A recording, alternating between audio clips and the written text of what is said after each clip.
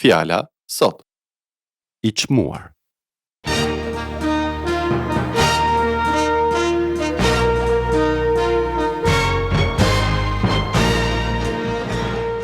Përshëndetje dhe mirë se vini në këtë seri programesh nga pastorët Paul dhe Doug Schroeder nga shërbesa Fjala sot.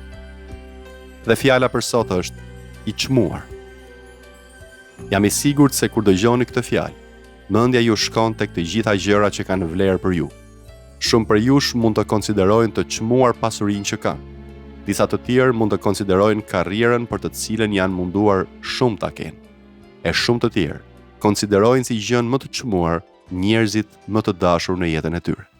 Sigurisht që të gjitha këto gjëra kanë vlerë, por ne dëshirojmë dhe ju ftojmë të ndiqni programin tonë të sotëm për të mësuar se ka diçka më të çmuar, që siguron për ju jo vetëm paqen dhe gëzimin në këtë jetë, por edhe përjetësi.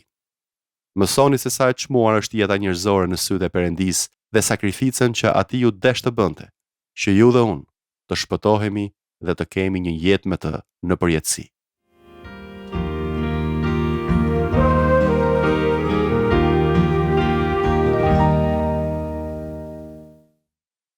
Ndoshta e keni dëgjuar shprehjen liria nuk është kurrë falas. Ka një çmim që duhet paguar për lirinë. Shpeshherë është gjaku i njerëzve që luftojnë për ne me qëllim që ne të kemi liri. Mirë, shkrimi na mëson se shenjtëria vjen me një çmim. Edhe shenjtëria nuk është kurrë falas. Ka një çmim që duhet paguar për të dhe në fakt në shkrim mësojmë se duhet të derdhet gjak, me qëllim që një person të marrë statusin e të qenit i shenjtë para Perëndisë. Me fjalë të tjera, kur flitet për mëkat, dikush duhet të vdes që të paguajë për të. Tek letra e parë e Pjetrit, kapitulli i parë, Pjetri flet për këtë dhe ai thotë: Prandaj, ngjishni ijet e mendjes suaj, rrini zgjuar dhe mbani shpresë të plotë në hirin që do të vijë mbi ju në zbulesën e Jezu Krishtit. Kjo është referencë për rikthimin e Krishtit. Si bij të bindur, mos ju përshtatni lakmive të mëparshme kur ishit në padijen tuaj, por, ashtu si është i shenjtë ai që ju thirri, të jini dhe ju të shenjtë në gjithë sjelljen tuaj, sepse është shkruar: jini të shenjtë, sepse unë jam i shenjtë. Dhe në qoftë se të rrisni si atë që, pa favorizuar njeri, gjykon sipas veprës së gjithë secilit, kalojeni kohën e shtektimit tuaj mbi dhe me frikë, duke ditur se jo me anë gjërash që prishen, si argjendi ose ari jeni shpenguar nga mënyra e kotë e të jetuarit të trashëguar nga etrit, por nga gjaku i çmuar i Krishtit, si qengjit patme dhe të panjoll, të paranjohur përpara krijimit të botës, por të shfaqur kohët e fundit për ju, që nëpërmjet tij të besoni në Perëndin që ringjalli prej së vdekurish dhe i dha lavdi që besimi juaj dhe shpresa të jenë në Perëndin. Kushtojini vëmendje këtij mësimi për gjakun e Krishtit. Është e rëndësishme që ne ta kujtojmë e ta vlerësojmë si të çmuar, si të mrekullueshëm, si të fuqishëm gjakun që Jezusi derdhi kur vdiq në kryq për të na shpëtuar ne. Është e rëndësishme që të kuptojmë se sa e çmuar është jeta e njeriut. Nga historia dim se shoqëritë e lashta në të shkuarën nuk e vlerësonin mjaftueshëm jetën e njeriut. Shumë prej tyre ishin shumë të ashpra dhe ndëshkuese dhe nuk i trajtonin me respekt të doptit dhe ata njerëz që kishin të meta e nuk ishin përsosur. Në fakt, romakët i fusnin në lojra individët që shoqëria i dëbonte apo i refuzonte që ata të ndesheshin me gladiatorët dhe me kafshët dhe kjo gjë ishte kthyer në një sport. Çfarë likësie! Gjithashtu, më kanë thënë se eskimezët i vënë pleqt në copa akulli lundruese dhe i largojnë nga komuniteti që ata të vdesin. Disa vende dërgojnë fëmijët në luftë pa arritur moshën e adoleshencës. Sa e tmerrshme! Çhumbje e madhe e jetës së çmuar njerëzore.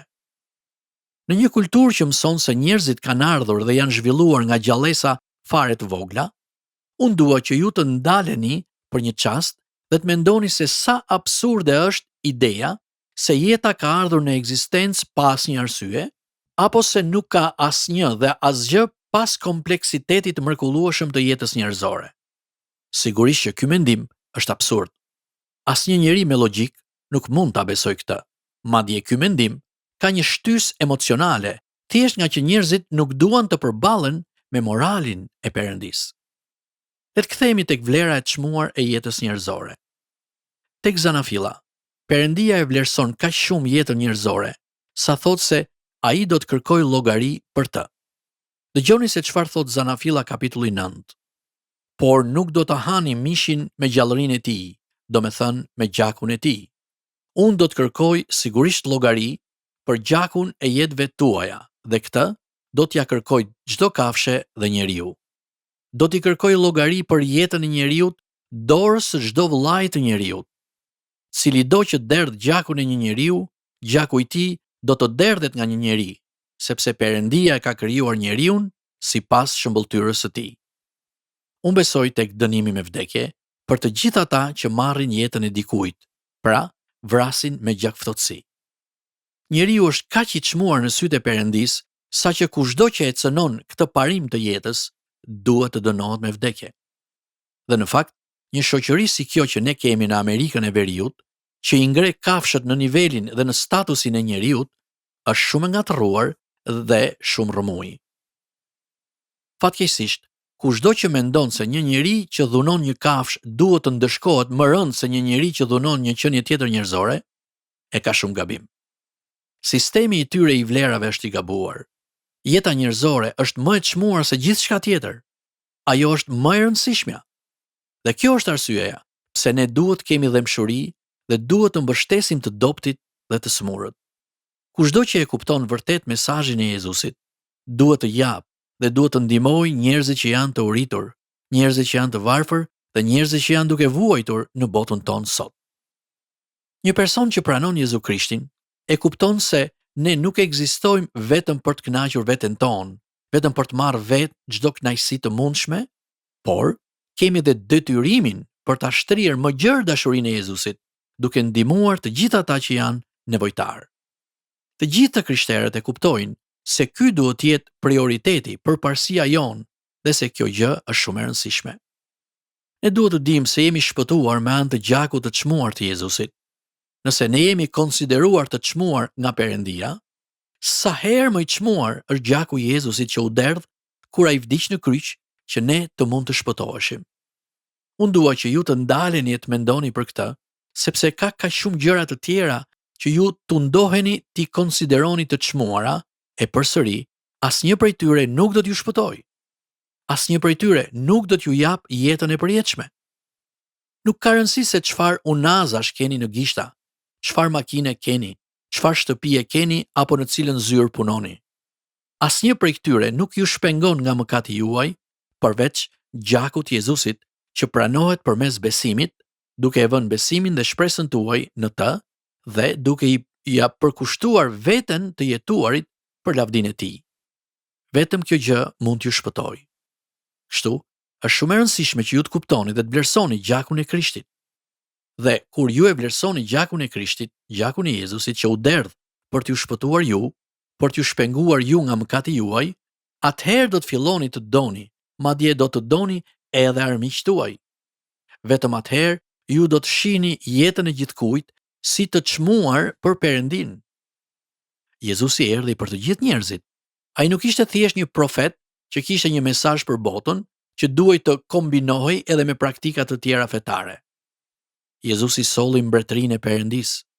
Jezusi solli burimin e vetëm të shpëtimit për të gjithë njerëzit dhe ai u thret në mbretërinë e tij.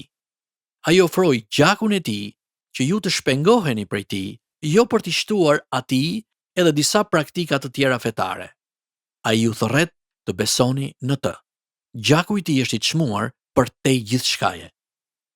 Kjo është arsyeja pse tek e parë Pjetrit kapitulli i parë vargu 14 thuhet: Si bij të bindur, mos ju përshtatni lakmive të mëparshme kur ishit në padijen tuaj.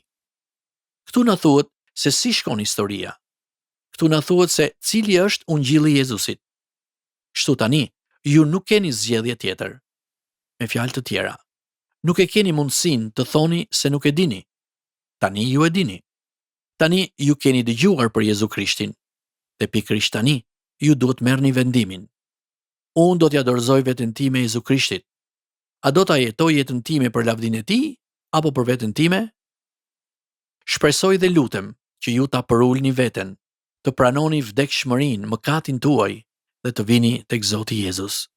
Madje, duhet të nxisni edhe miqt, fqinjët tuaj dhe njerëzit që njihni ta mësojnë këtë. Nxitini ata të ngrenë lart vlerën e jetës njerëzore dhe emrin e Jezusit dhe të besojnë në Krishtin, sepse ai vdiq për të na shpenguar ne si njerëz. Po, kafshët, bimët dhe bota e bukur që Perëndia na dha janë të rëndësishme, por mbi të gjitha, me rëndësi kritike është shpëtimi i shpirtit tuaj. Njerëzit që Perëndia i krijoi sipas shëmbulltyrës së tij. Këta janë ata për cilët ai vdiq. Konsiderojeni veten tuaj si të çmuar në sytë e Perëndis. Aq të çmuar sa i dha birin e tij të derdhte gjakun për t'ju shpëtuar ju. Unë shpresoj që ju të ndiheni aq të rëndësishëm për Perëndin, sa që pavarësisht se çfarë mëkati keni, të kuptoni se ai dëshiron t'ju shpëtojë dhe që ju të keni jetën e përjetshme. Besoni tek gjaku që Jezusi derdhi në kryq dhe shpallni faljen e tij. Mos lejoni askënd t'ju bëjë të ndiheni të turpruar nga fakti që Perëndia ju do. Ai pagoi çmimin përfundimtar përmes gjakut të Jezusit për t'ju shpenguar ju.